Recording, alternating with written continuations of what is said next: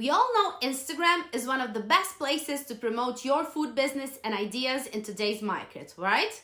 Well, that is why I want to share with you 5 things you should bear in mind when you're trying to start or grow your Instagram account or business.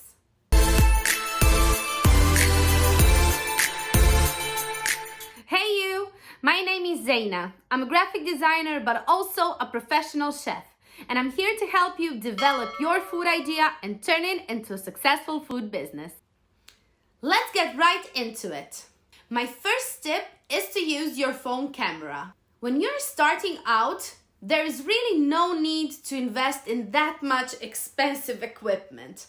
Your smartphone will do, because nowadays they also have a super duper cameras and make high quality photos. And you don't need any fancy editing software. Free Lightroom or maybe Canva will do for the beginning, don't worry. The second tip is regarding the online tools. The 3 tools I would definitely recommend and you should use in the beginning and then later is number 1, Canva. It is the best online design photo tool and it has all in one. In paid versions, you can schedule, plan, grab free photos, but also in the free version that I use, there are templates, photos, and designs you can get to help with your posts and social media. Other 2 are InShot, that is great for video editing, and then I use Planoly, but there are also a lot of other planning tools like Later, and also professional Canva that can use you for planning and then scheduling out your posts for Instagram and other social media. My third advice is to show up. It is all fine that you show your products and you take breathtaking photos, but if we don't see you, if we don't see who is behind that profile, people just cannot connect with you. So please don't be shy. Whether it's in short videos, which I definitely recommend because Instagram is really pushing video formats right now, you can just do it in pictures or in stories. Show us your values, your behind the scenes, so that we can get to know you and then in the end befriend you and of course buy from you. And now let's get to number 4, your style. Find a theme or a style you really like that resonates with you and your brand and then stick with it.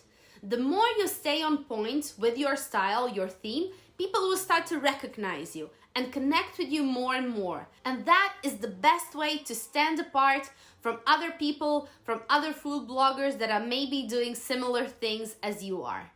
It doesn't matter what it is. Some people like moodier photos, other like close-ups, other have a scheme they follow or stuff like that. Because it's really super duper when you see someone's profile and you instantly know that is that person, right? And that is something you should strive for as well. And tip number 5, get to know Instagram. What I mean by that is to make use of everything Instagram has to offer and of course make the best of it. And in practice, that means sign up for a business account. You will get insights and you can see about your audience. Number 2, optimize your profile bio with clear description and of course a clear CTA. Use hashtags in all your posts and of course use all types of content like reels, videos, education points, carousels, and of course daily stories. And last but not least, engage, engage, engage.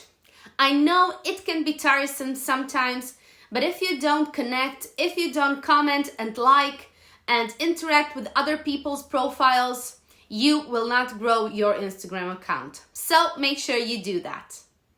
So that's it for my IG tips today. I hope you enjoyed the video, and if you have any questions or maybe advices of your own, drop them in the comments below. And of course, you can check out the description and book a free consult with me. Bye bye till next week.